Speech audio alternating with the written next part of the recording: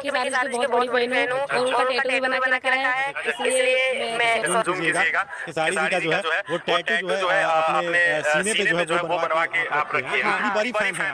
ये जो आप खेसारी लाल यादव का टैटू फैन देख रहे हैं, इससे पहले आप इससे बड़ा फैन नहीं देखे होंगे, क्योंकि इससे पहले आप तो जानते होंगे कि टैटू के नाम से वायरल हुआ था सौम्या पोखरेल, जो कि खेसारी के लाल यादव के फैन था। सौम्या पोखरेल वो खेसारी लाल यादव का फेस अपने हाथ पे छपाया था टैटू, और उससे भी आगे निकल गई ये लड़की, जो कि एक थिएटर में रहकर डांस करती है, और ये सीधा अपने दिल पर खेसारी लाल यादव का फ़ोटो छपा लिया है, टैटू बना लिया है अपने चेस्ट पे। तो आप इसको क्या कहना चाहते हैं, ये करना सही है या गलत?